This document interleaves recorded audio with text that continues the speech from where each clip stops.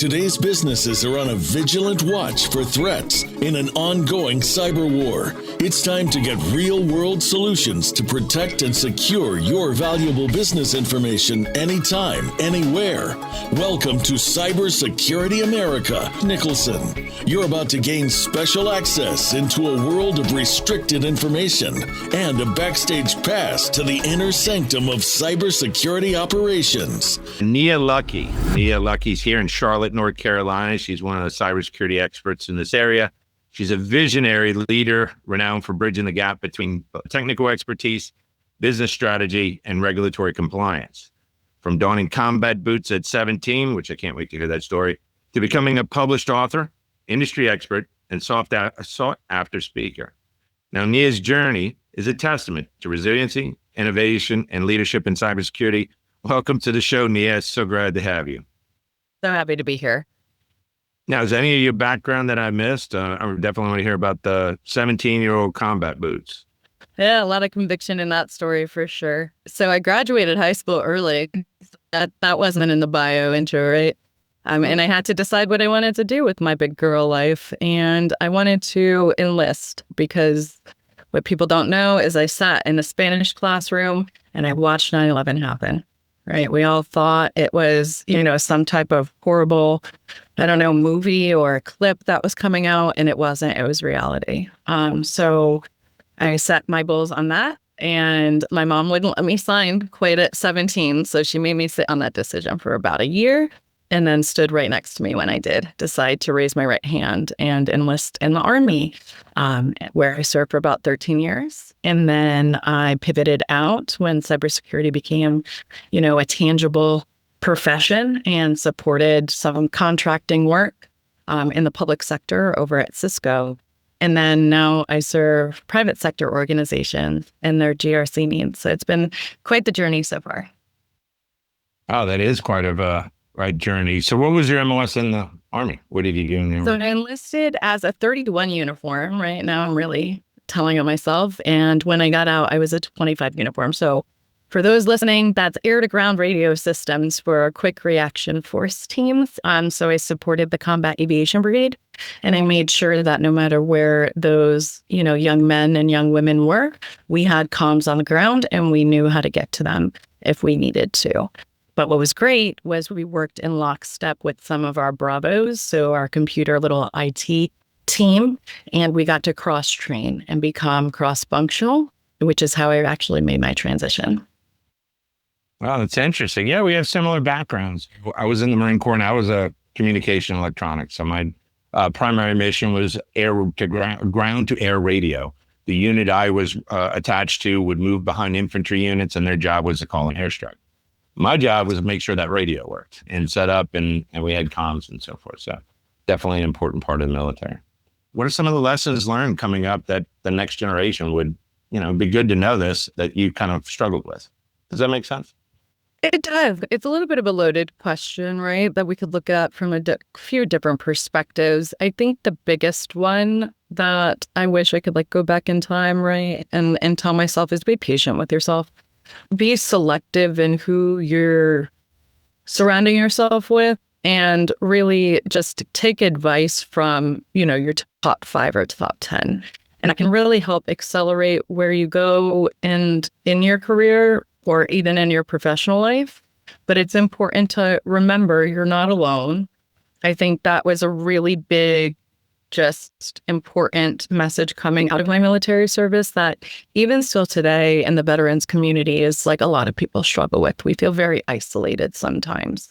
So it's just that kind reminder to our listeners, you're not. And it actually really does tie into your own personal resilience, which if anybody wants to know me a little bit more, just Google me. But in my TED Talk that I gave back in May of this year, we touch on resilience and we touch on what it takes to really bolster healthy resilience from not just an organizational perspective or a team perspective, but an individual perspective as well, right?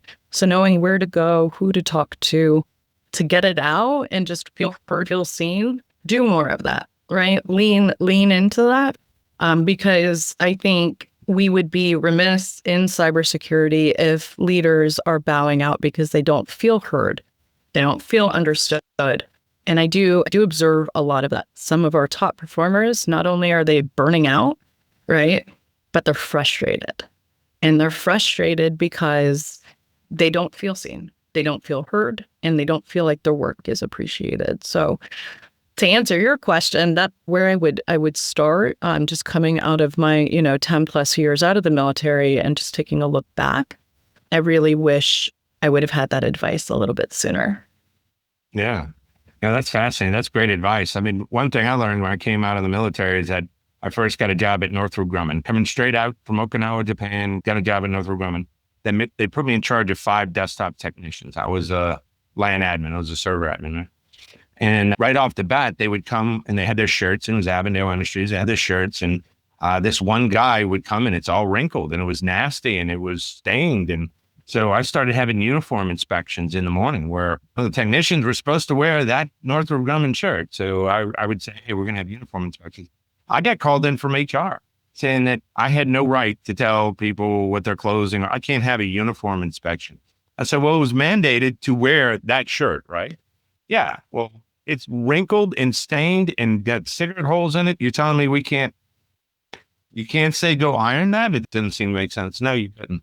Real interesting transition. I just remember my boss on, you can't have uniform inspection in the morning before work. I said, can you come by my desk in the morning so I can check it out before you go? That's all I off, man. It's that attention to detail shining through. And just like another pro tip to our listeners, like even if you are coming out of a profession that requires that level of attention to detail, because that's exactly what you're hitting on right now, there's no shortage of that need in cybersecurity and industry across businesses today. If you just have to learn how to smooth it out and point it at something different. So if HR is telling you it's not how people are dressed or, how they're showing up for their business day, so be it. What can we point that valuable skill at so that it can help you succeed in the role that you successfully gained after your service? And this goes for transitioning careers as well, right? I do a lot of work with, people that are in industry that have had their own careers or two in different areas across business. And they're like, Nia, I want to get into what you do. I want to do program management or project management for cybersecurity, or I want to break into GRC. Again, you take that attention to detail, you point it at something different, and it tends to yield success. Oh, yeah. It's interesting too. And then it's interesting in the different generations coming into cybersecurity. Like when I came into cybersecurity in 2001, I came from IT. There was no cybersecurity class or degree. I mean, they had classes. SANS just started. Stephen Northcutt, who runs the SANS Institute, right? Just started. That's how long ago I entered the field. He was doing them himself. They were really small time.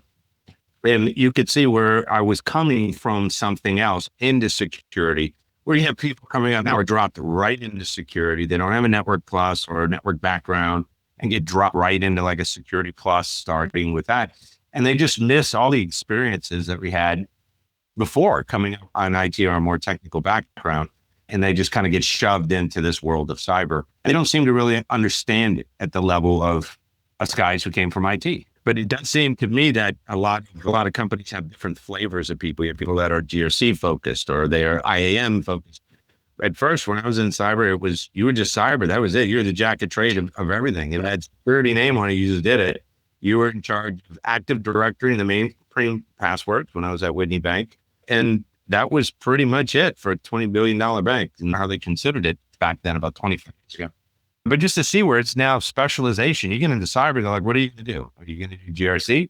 Are you going to do IR? Are you going to do pen testing? Are you going to do all these things that are now sub-disciplines that as a generalist, I could do them, but I'm not nearly as good as the people that do that. That's all they do. They specialize in pen testing, so they specialize in that. So it's real interesting telling some new person that's coming up, especially out of the military, exactly do you want to do in cyber, and how do you even get to exactly what you want anyway? And it is not like CSI. I've done forensics and incident response. It's not like the TV. You don't see it on the screen and I'm going to hack into the CIA database. No, you're not. No, you're not. Someone go on stream in 5 minutes. So this is kind of realistic thing that people see cyber as this natural or the sexy thing.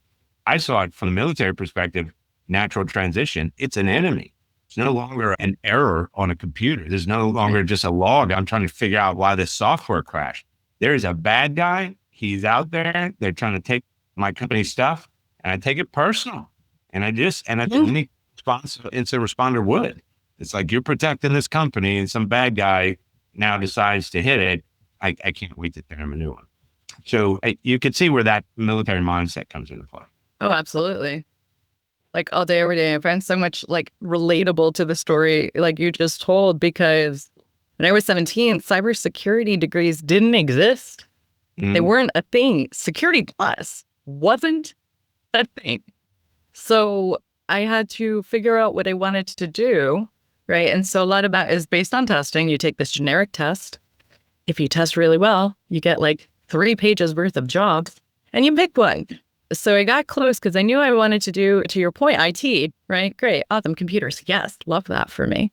The immersive experience of the military, though, I found very different than the academic side of the house, right? Of what they were teaching in the books was very different than boots on ground in Afghanistan, setting up 3 different tier networks, right?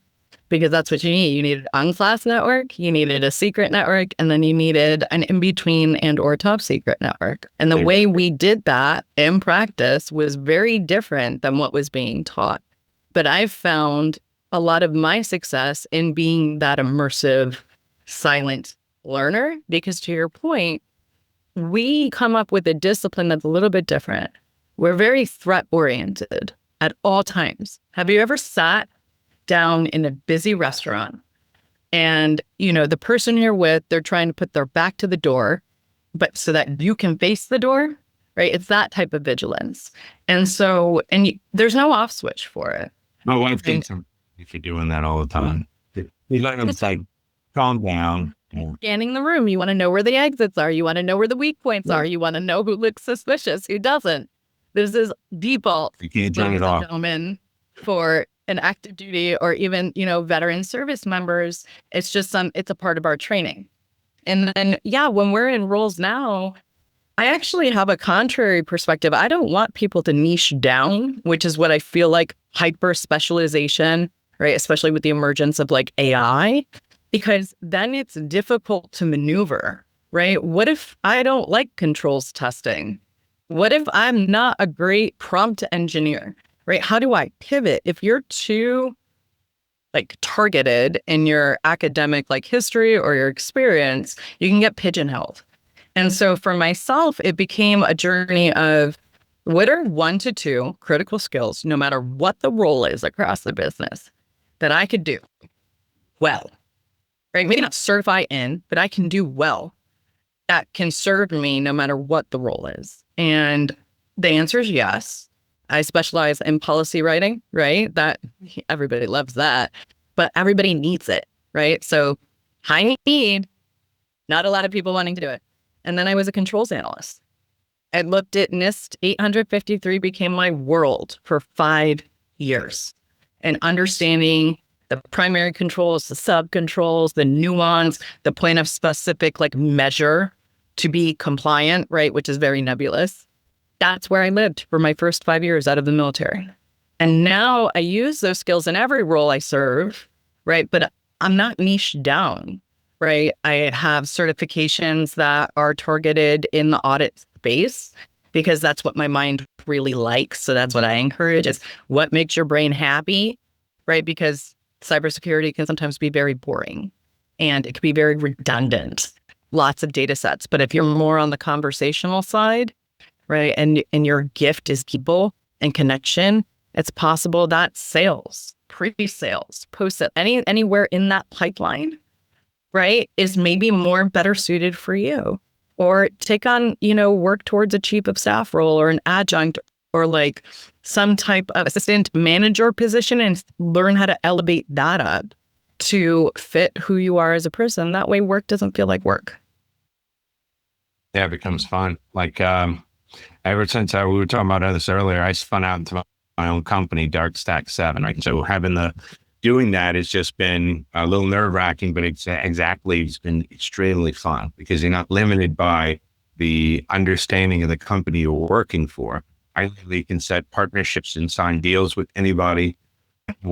And the freedom of that, and not having to check with this one and get the CEO's approval and the CFO's approval, that kind of freedom of creativity, it's just really, you wake up every day and you don't know what new may come up that day. Maybe you got a partnership here, you got someone went to the website at 3 a.m, all of a sudden you got a lead, and I just make a statement of it. And I've done, like I was a group information security officer at Wells Fargo, and it was just a big behemoth of a company and had many controls, but it was this real understanding of how business translates to these controls that must be maintained in a certain manner. I think in the GRC world, for instance, when I'm doing an incident, I would love to know what that asset is and what its risk is and was it where the risk registry.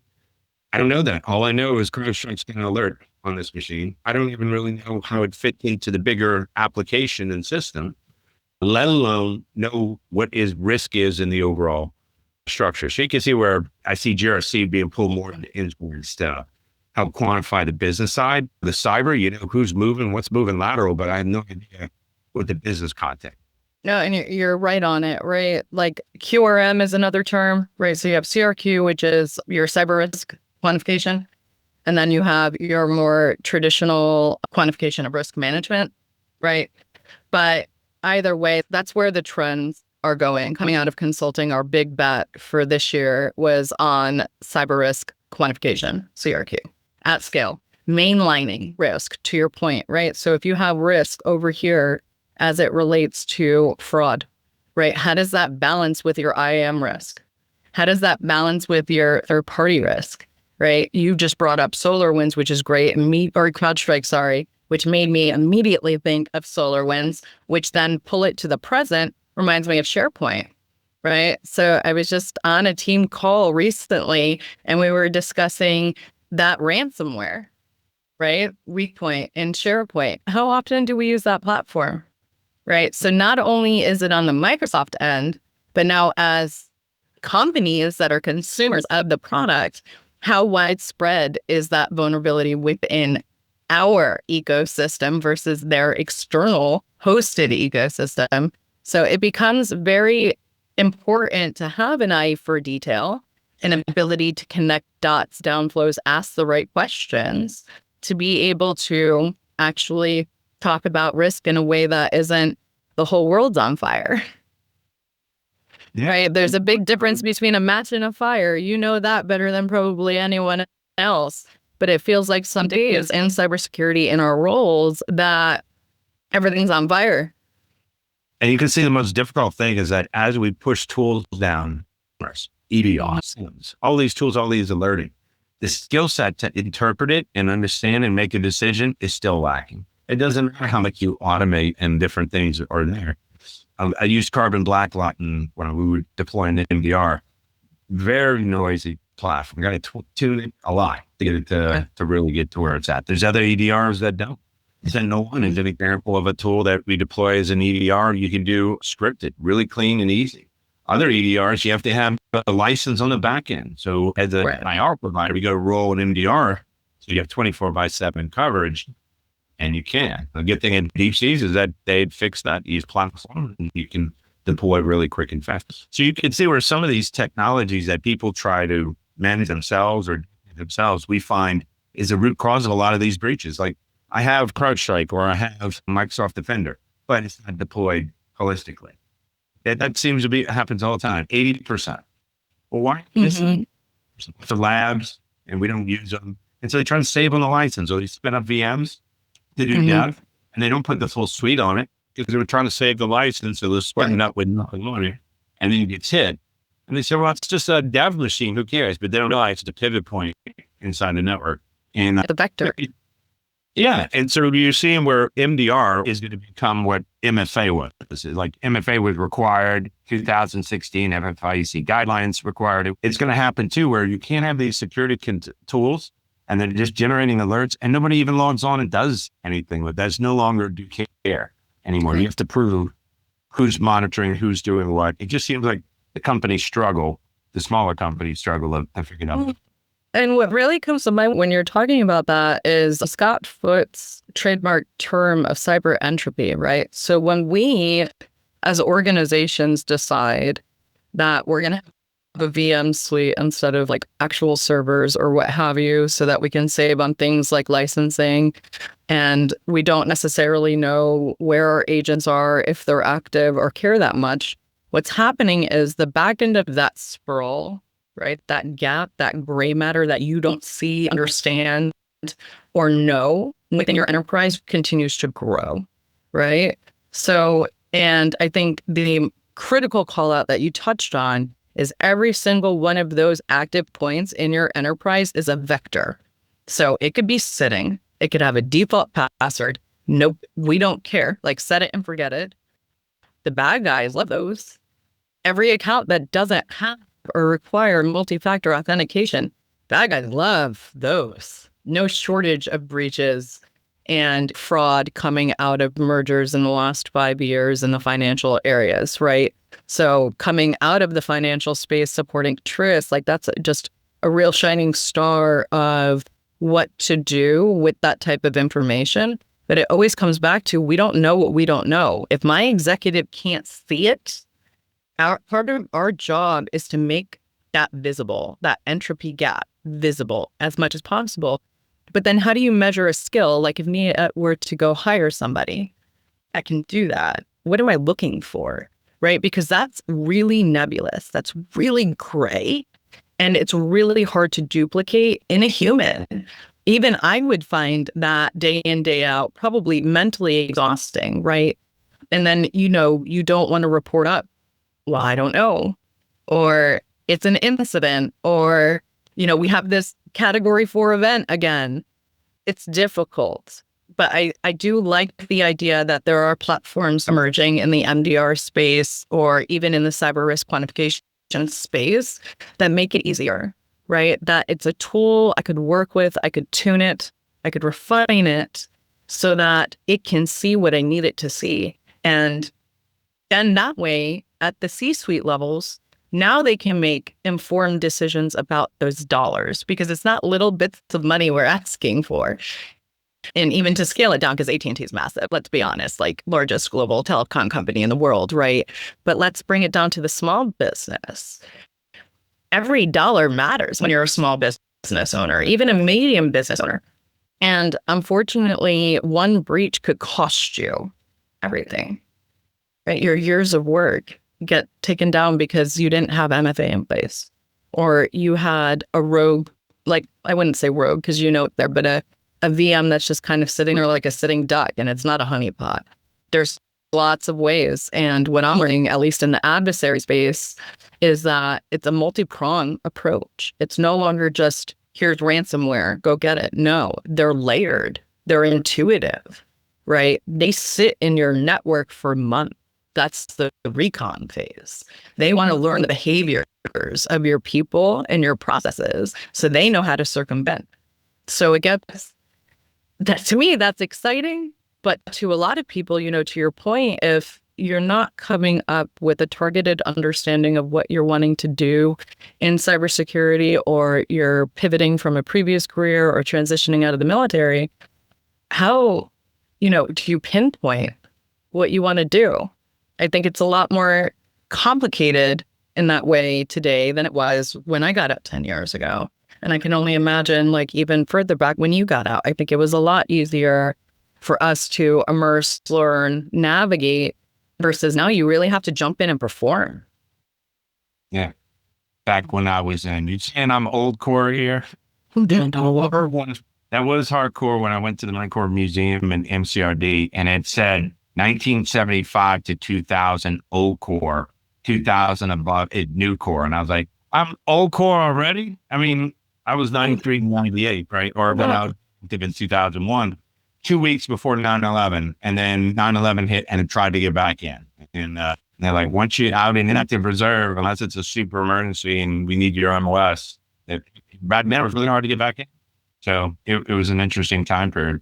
And then I think just from a GRC perspective, you're hearing a lot of stuff about artificial intelligence and governance and so forth. Are you having to deal a lot with that? How are you dealing with that right now? So what I love is just the network we have here in Charlotte, right? Love it. We have a lot of amazing experts. We like to come together, sometimes have dinner, and that's where I met you. And have these conversations specifically around AI and what the pain points are, right? I believe the dinner we went to, we ran a SWOT analysis, right? And that was a lot of fun. But if I remember correctly, like you even posed a position which I found very thought-provoking, but also maybe like a little bit like abstract in that, like, imagine a day where the entity testifying against you in court is AI, right? Now, what I will say is until we have hallucinations under wrap, I don't see that going very far in 2025, but it's thought-provoking, and those are the problems at hand, right? Because you have organizations leveraging things like large language models, to be very clear, which is different than AI, and you know that, but to do things like HR that have sensitive data sets. Do we necessarily, what's the risk approach or the risk-based approach around handling hallucinations in regards to those types of data sets? Can we trust the data output, right? My prompts can be spot on, but if we know an inherent known error today in 2025 is hallucinations, which is what we're really trying to wrap our arms around, what's the plan, right? And I think during that conversation, the one that kind of got downgraded, I think we called it cybersecurity requirements or regulatory requirements. And I was actually going for a more poignant point of concern, and that's the sanctions, right? So if we have organizations that are facing sanctions for something simple and tangible, like multi-factor authentication, right? Are we actually prepared to protect AI, LLMs to the level they need to be based on the sensitive data that they house? And that's where my brain elevates it to, because that's the stuff that keeps C-suite executives up at night.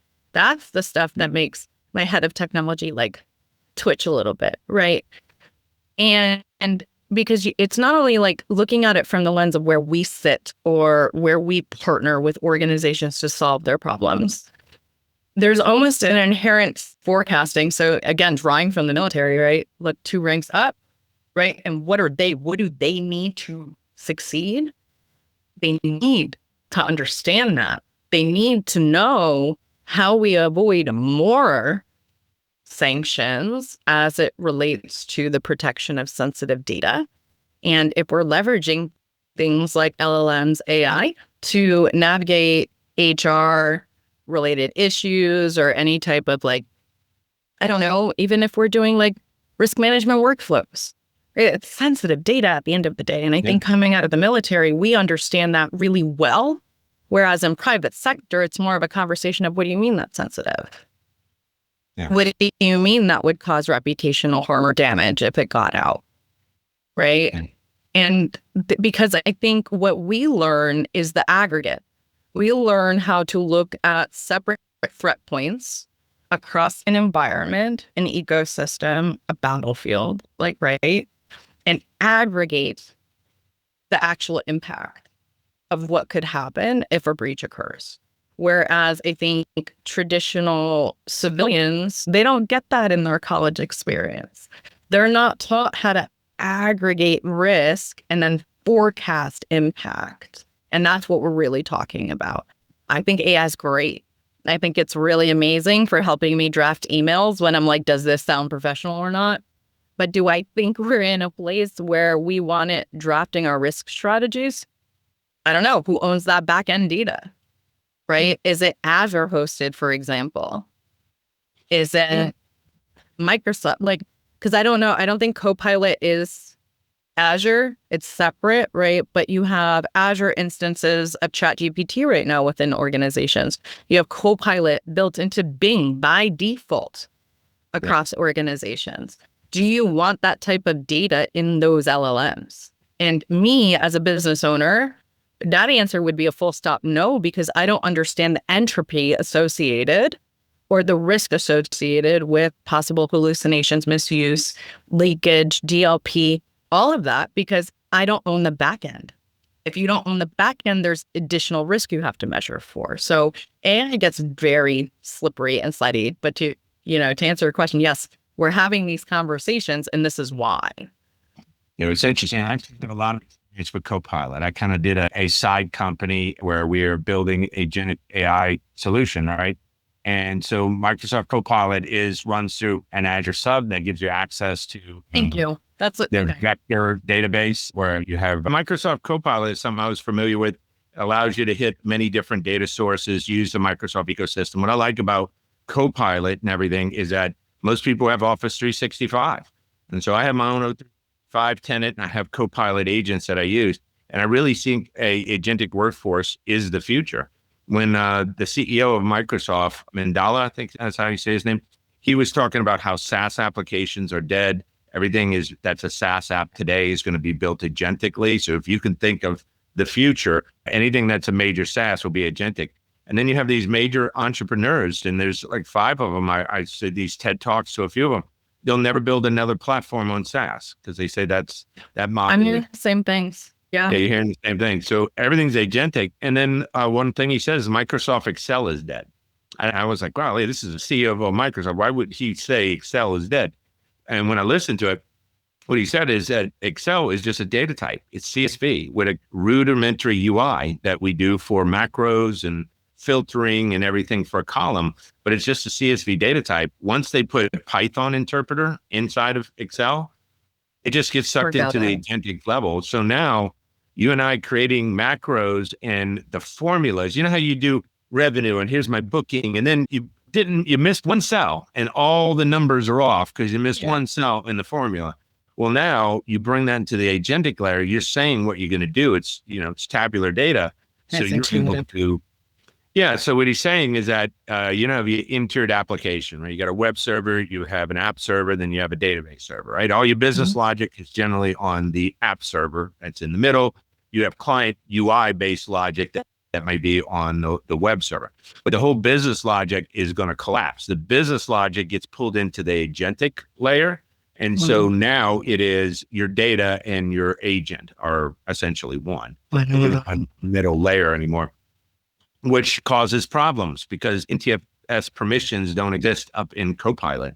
So for instance, if you are using Copilot in your organization and I am, and we're going to have a layoff, and I put in a spreadsheet that I'm tracking who the layoff is, that the agent has no real context. He's not supposed to say that or share that with other people within the organization. It's really tricky on leakage. Like the agent can't use common sense to go, she's only been here 2 weeks. I don't think we should tell her that the payroll file. It reminds me of my conversation with David Spark and Gary Hayslip when I was in San Diego last year in October. And we were talking about shadow AI, right? Yeah. Which is, you have no way of knowing if I have an AI agent on my phone right now listening to this conversation, which I don't. But how, with the amount of rigor and the amount of callback and memory demand that we need to have as practitioners, I said it out loud. I was like, it's already in your orgs.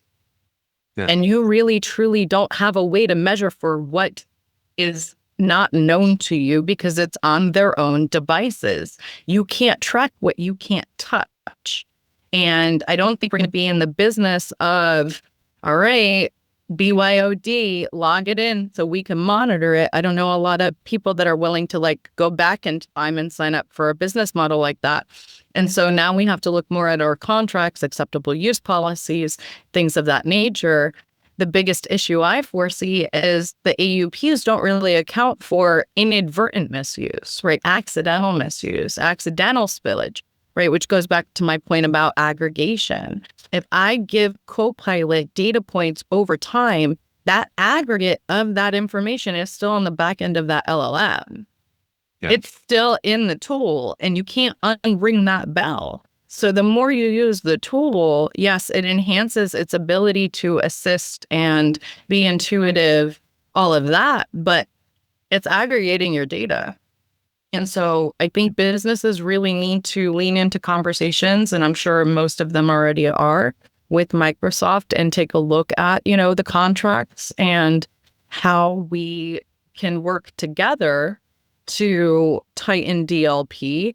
But then also, let's really start having these conversations about gross misuse, which would be me downloading an AI app, note taker, and using that instead of actually taking notes in meetings. Because those are the top 2 use cases right now that I'm coming across in terms of AI risk in the workplace currently. Yeah, I think that is a big issue. I think when I was talking about that scenario at that CISO dinner you were talking about, and where I do think your agent will testify against you. And one of the reasons is that in Google search, it's keywords, but when you're in Chat GPT, it's almost full context of what you're trying to do, even intent to change that context. The same way if you were going to create a bomb and then you told it, no, you want it more powerful. Well, there's just content you wouldn't get from a Google search when you're just looking for bomb thing, and then you would read it. Now you're actually getting this full context. And when that guy blew himself up at the Trump casino, and the police released his Chat GPT logs, that was interesting because it was the first time I've heard they released phone records before. I've heard email records, whatever, but that's the first time I heard that anyone released somebody's Chat GPT.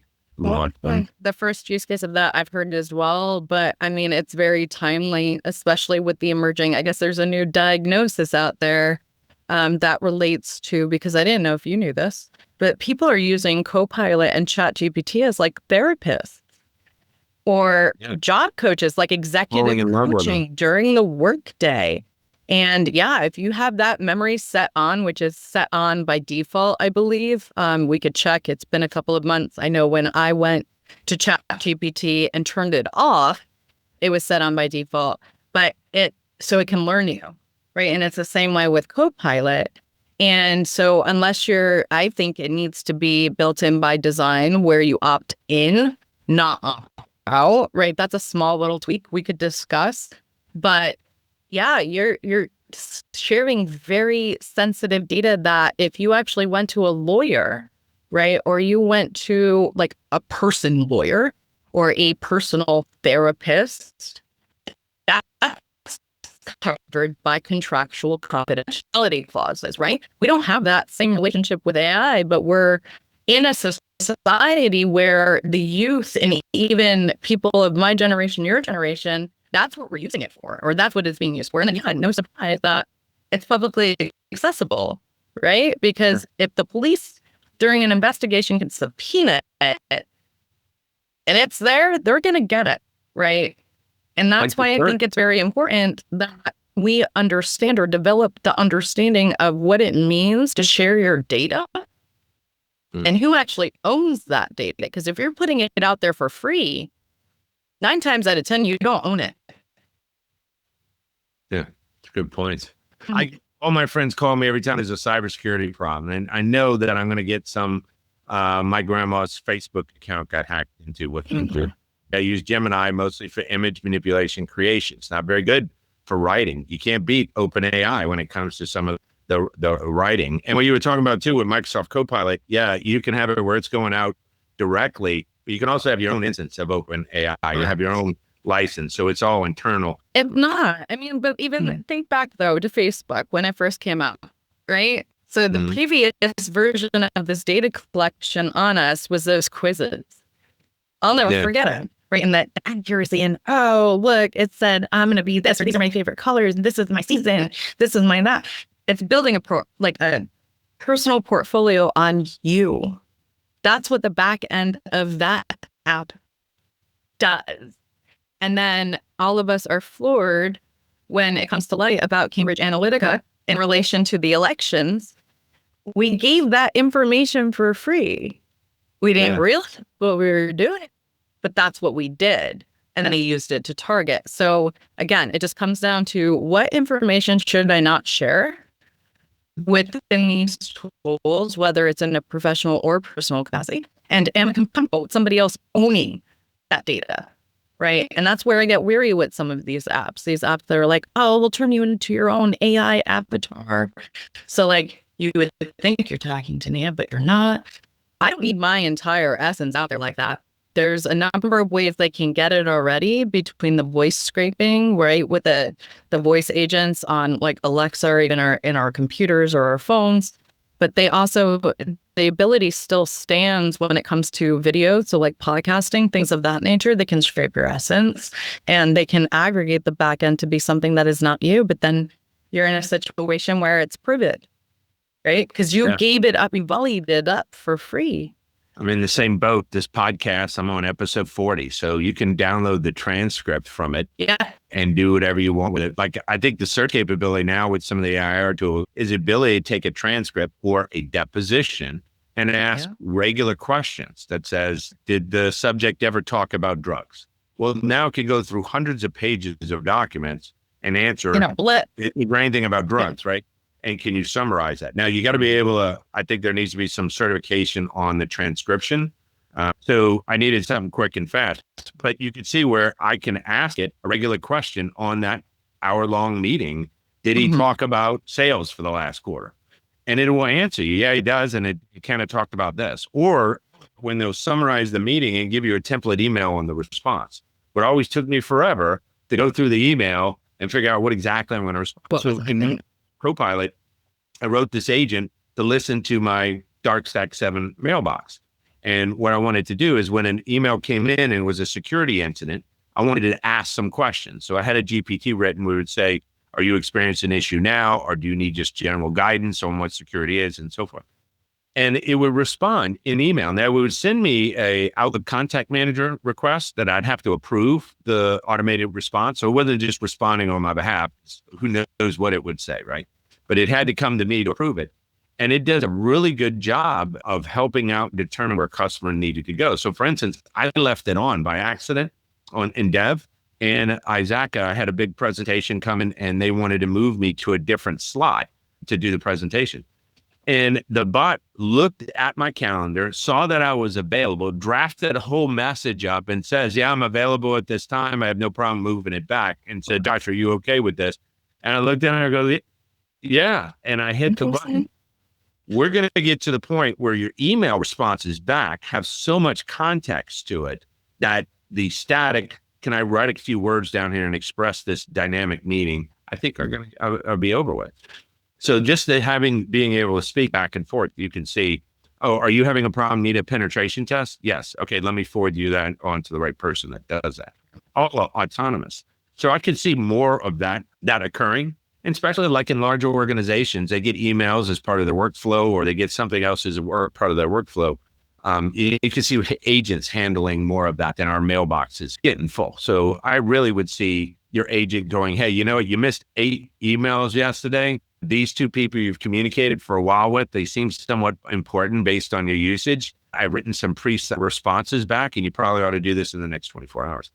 I think it'd be very helpful because I can now not have to go back to read the message that came in, but I can now make decisions on complex things really quick and fast. Right now, I could benefit from that functionality in a chief of staff position, right? And it's the same way with my executives. We're drowning in email thread every single day. And so what happens is you have the critical ones fall short, but to have the capability and to have a team that's like, nope, and this is how we secure it, and we can get executive buy-in for that approach, I think is definitely on the horizon. And I'm sure there are some, smaller to medium-sized companies that are already using that functionality because it's easier, or for whatever reason, right? Either risk appetite or risk thresholding. It's one that they're willing to take on because of the functionality that it presents, right? And then they'll worry about the security kind of on the back end, which is an approach. But I think at scale for organizations, it would alleviate a lot of the back and forth and the meeting overhead, right? It would just be so nice to jump on a Teams call, record it, have the notes and the minutes ticking for you based on the conversation, and have that emailed right out to the attendees, or at least drafted for you in some capacity. Now, I'll tell you, coming out of the financial spaces, they got rid of that functionality. But while we had it, it was amazing. It was absolutely amazing. Yeah. My executive function was able to kind of refresh, if you will, and not be so inundated with the back and forth of the emails. And then just making sure you're saying the right things, right? Because context that is critical for one stakeholder may not be critical for another. So you have to, there is that level of just attention to detail that is involved in there. And if it could take away that mental load, oh man, that would be game changing. Yeah. I see a lot of that occurring and the ability to like do GRC assessments. Like when I was at Wells, it was constant, go download the spreadsheet from the firewall, who's had access to this. Go download this data, go do this, do that. It was always chasing after data requests that came up from some audit that we were doing. Imagine if you had an agentic solution. We have a GRC bot, and it knows all the past assessments, already vectorized a lot of that data. You have historical context. The same way I have an incident, I get brought into an environment where they said it's very similar to something I had 6 months ago. Well, what was that? I don't know. I mean, you got to go find a report somewhere, and it's not even comprehensive on those things. So I think we have to get better on understanding past information and decisions. Like management made these decisions in the past. Well, how do you know it? Ask your agent, it just summarized a whole bunch of meeting notes for the last 3 months. That's the person who approved that. So I can see that kind of stuff, or people that would fill in for you when you go out. Like talk about out of office assistant, right? Yeah.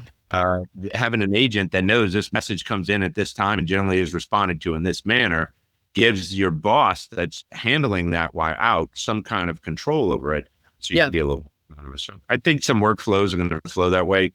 How do you use these tools and what's their ramifications moving forward? I think that's always to be determined, right? Yeah. But even like the simplistic use of incidents, event currency, like, and then, role rotation. I'm in a scenario where we're standing up a new team. So a lot of the people in the previous roles are no longer with the organization. We don't know what we don't know. And I'll always go back to that. But if you have some type of secure way to ensure that it could go out to the devices, or the endpoints themselves to aggregate the data to answer a poignant question of how many incidents occurred before this control was put into place, just an example, it would alleviate so much churn.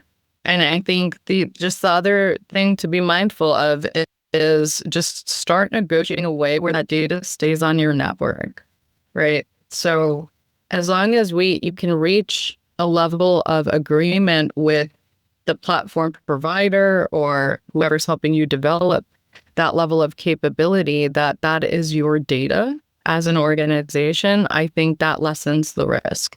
But when we're talking about like incident data or new, any of that type of information, if that's being housed in a publicly held company's back end, that's not good. Damn. And I'll stay on that stance, right? It's not good. It's not good for business security. It's not good for national security. But I am really excited that under this administration, we are standing up a bit of an innovative battalion of sorts that is an aggregate of COOs and CFOs and C-suite executives across cybersecurity and AI to help them further develop what government capabilities we have as it relates to quantum, AI, security, risk, all of that. So some of it feels premature, but some of it feels right on time. And with, emerging quantum, I think the future is very bright for anybody that's trying to get into cybersecurity or has found a home in it, because there's going to be no shortage of roles. I think they just might be changing, right? So instead of a lot more like manual note taking, right? Maybe like we're seeing the emergence of prompt engineers. Like that's probably my favorite one this year that I've come across. And I'm like, what the heck is that? And basically it's, are you good at Google, but for ChatGPT or for Copilot? And if you are, and you yield positive results, that is a skill. Right. So just learning how to stay relevant. I think there was a big scare that AI was going to replace a lot of jobs. Well, it is. But it's also creating jobs. Right. That's the other little message I want to put out there for our audiences. Right. It's not taking over the world. We'll always need humans on the back end. And this is the broader conversation we just had is why. Yeah, that's a great conversation. And adaptability, I think, is the key there. AT&T would know that. Used to have humans that would was a telephone switch, right? You want to make a phone call, you had to patch them over manually with a cable. Well, we automated that. Even the term saboteur comes from the word sabbat, which was when they used to produce shoes. And I think this was, the story comes from like Norway or Sweden, where they would throw their wooden shoes in the machine to protest because of the machine now is doing the work. The same as a cotton gin, the same as a printing press. I think the key is that there's always a fear of a new technology. And I think people should be fearful of it and have a backup plan and contingency for your career, and I want to do this. Well, here's my backup plan. Here's my side hustle. The reason I started my cybersecurity and this AI company on the side was because of a lot of these guys were saying the same thing. Warren Buffett said, if you don't have a side hustle, you're one step from poverty. And he's right.